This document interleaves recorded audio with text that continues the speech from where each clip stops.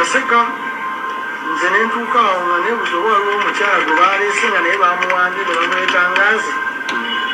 Tesitasooka kumanya nti nze gwe yali ategeeza nti gwe mukyala nti nze kakyala kayogerako. Mu mbeera eyo nawulira kunsumulula nga nzimanyi gye bantwala bagenda kuntwala nga bansumuludde. Naddamu nansiba guno omukono ne guno ne bankutamyayo bati waliwo ekyuma kye banjako nga bankutamiza nga era siraba bwe nakutama bwe nti nga bansibye bwe bati nenkutama emikono ne bagisibira ku byuma kati mukugisibira ku byuma bwe bati egenda okubya nga banzigyamu empale esooka nebamala kunkubanga kibooko kati negana amagulu ne bagasiba mikono ne bakusibira eno kusaidi ne saidi ne banyagira emikono nga bagisibye nga bankutamiza bwe bati. Nange nagenda okuwulira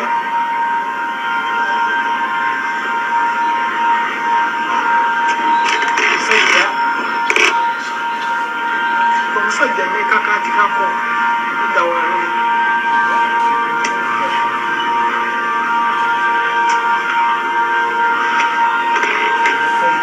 kyandisa bubi naye nga sisobola kwerwanako nga sina bwe neerwanako. Basibye emikono basibye n'amagulu nga bali mu kunkozesa nga bankozesa ng'omukazi naye nga bankozesa mu kabina.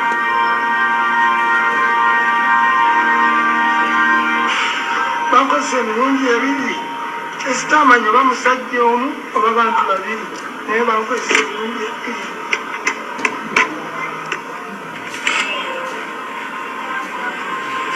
Embalanyirira ne bagamba musonyiwe sikyaddamu. That young man is one of the so many young people who have approached me who are ready to testify against the Uganda Police Force, UPDF, and the goons they use in apprehending and holding suspects, especially activists and supporters of the National Unity Platform and opposition generally.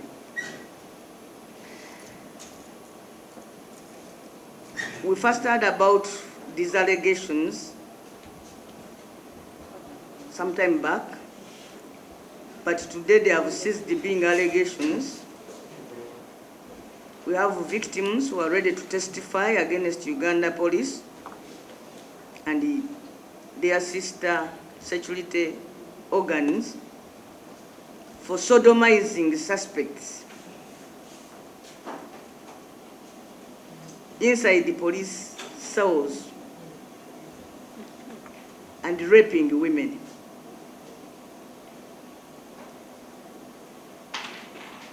It is criminal for any person to sodomize another. Uganda, at a very big cost, has just enacted a law through Parliament on homosexuality.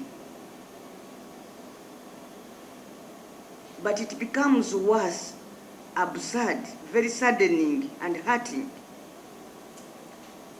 to see that this is not, in a country where it is illegal for a willing man to have sex with a willing man, it becomes extremely absurd for somebody passing as a security officer to defile a suspect, a victim, in the name of torture. There are some things which are bearable. We are not saying that the police force should not arrest our people as suspects. They can. But to torture people to an extent, I'm not going to reveal the names of this gentleman, came to me. He testified. I recorded. That is part of his testimony.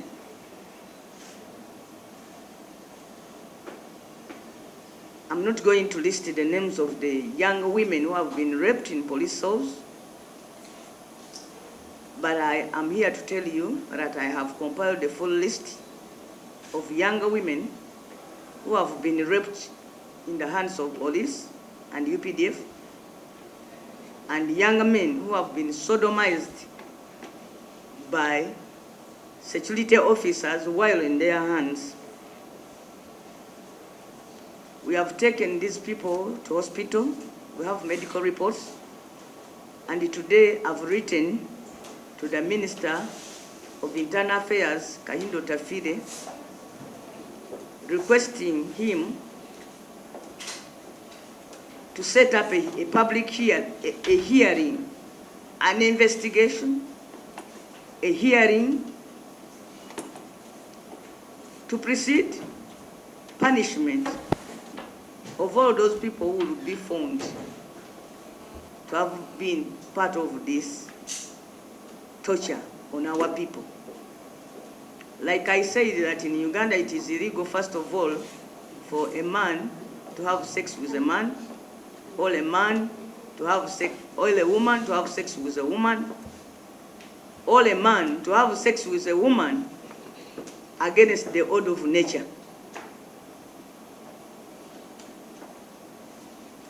To weaponize sex is one thing I expected not to see. No, this is one thing I thought Ugandans will never see under Mr. Museveni. Because Mr. Museveni has always been at the forefront of condemning rape. In fact, on many occasions he has been pleading with Parliament to abolish bail for rape suspects. But to have even one Ugandan coming out to say that I was sodomized in police cells, that I was sodomized by police officers, like the voice you have just heard. This is one of our people who was arrested recently in the function and the manner that has been now designed, because when they are coming for our people, they don't come and arrest them formally. They just kidnap them. He was kidnapped, held by police for days, and then during that period, first of all, when he appeared before the police officers, they talked about him as a woman. Like one of them said, when he was referring to a man, and eventually he was tied on ropes and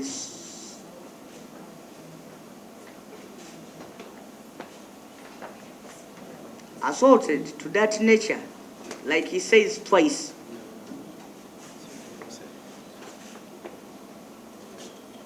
We have a young woman who is seriously sick because for her, she was both raped and then sodomized. Why they are doing this is to torture these people so that other younger people start shying away from the opposition activities, from identifying with the opposition. So today I've written to the Minister Kahinda Otafire. Of late he has been reported in the media coming out to tell police to stop torturing the opposition. I'm asking him to walk the talk now by setting up a hearing. Somebody would have said that I would have come to Parliament here, but I thought that police has a disciplinary department. I'm giving them a benefit of doubt. I want to believe, first of all, that this is not a policy. of the state. That is why I'm appealing to them, first of all, to handle this as a disciplinary matter. However, if I don't hear from Kahinda Otafire within 7 days, then I will be moved to believe that now this is a regime policy against Ugandans, and we shall take up this matter both locally and internationally. This is unacceptable. The second thing is assaulting faith. I hope all of you saw what happened to Achilles Chivumbi, a Catholic like me, who upon arrest was made to remove his rosary. And then the rosary was dropped at the crossroads there and left on the ground, and he was whisked away. It top at that. Every Catholic they arrest. I don't know why they fear the rosary. We have reports that this is what they do even inside there. When they take you, when you have a rosary, they will make sure that they humiliate you. They do things to make you feel bad, because with faith is part of somebody. It is one's identity. If you attack my faith, you have attacked my inner person. So we want police to come out and tell us. We want the Uganda police to come out and tell us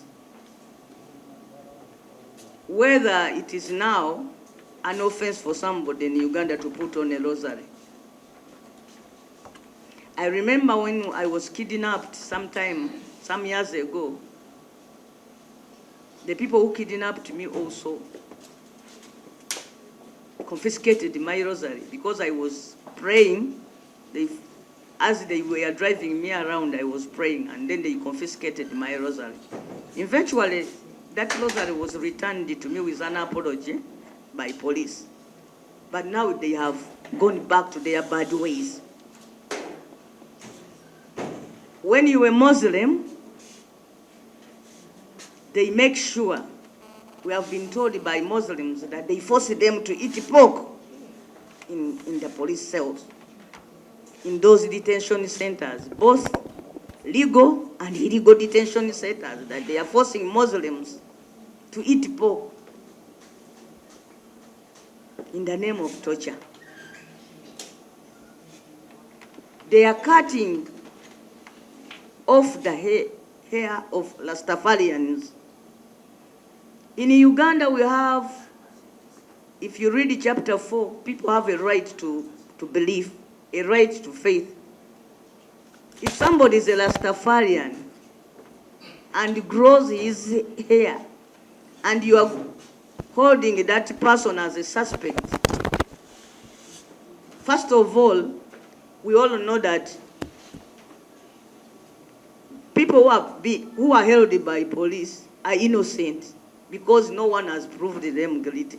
It's only a court of law that can pronounce itself that now, Mr. Rastafarian so, because you have been found guilty of doing this, you are sentenced to such and such a prison sentence, plus cutting off your hair. It can only come as a sentence, but I don't know any sane magistrate who can give such a sentence. But what is happening these days is that in the first few hours, when someone is arrested by police, when they discover that you are from Noob, in the first few hours after holding you, they will cut off your hair. A case in point is, they held the Honorable Zaki for just a few days, a full honorable member of parliament, and he was forcefully shaved. Forcefully.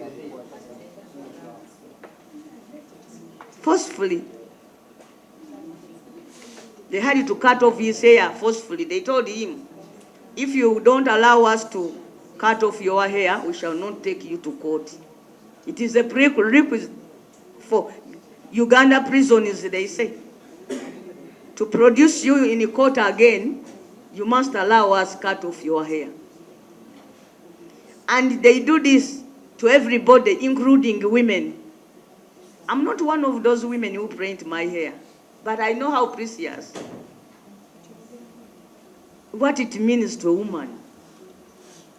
You know, and you know, the way they do it, shabbily, forcefully, painfully. I don't know the madness that has bedeviled the state of Uganda. Because you cannot think about a police force that can have officers who can come up with such ideas. They must have been abused as young people. Otherwise, how can a full police officer come up with such an idea that, you know, when we hold a woman, we must make sure that she cuts off her hair? Of course, they do this to humiliate our people. It is done for only one purpose, humiliation. However, this also takes us back to the other things they have been doing to our people, including castrating men, plucking people's eyes out of the skulls, plucking their nail out of their bodies, beating them, holding them in very cold conditions in water, throwing snakes at them. People have returned from these detention centers, have stories to tell. I have one young man who was castrated, but the pain that young man is going through, because, you know, recently I suffered a broken back and some of my bones had to be removed. But once you are amputated, once one of your body parts is disabled, the pain, the neural pain that comes with it is so much. It is 7 years since my backbone was broken, but even up to now, I depend on medicine every other day. Every single day I must take painkillers.